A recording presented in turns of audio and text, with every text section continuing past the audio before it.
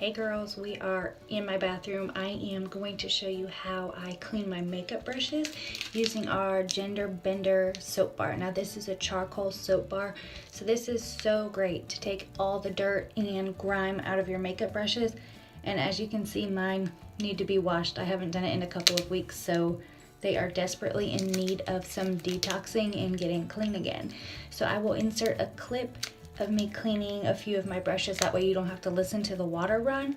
But if you girls want to try a sample of this to clean your brushes, comment down below and I will get you a sample out. You will be hooked, I promise. This is my favorite way to use this soap bar. So stay tuned. Bye.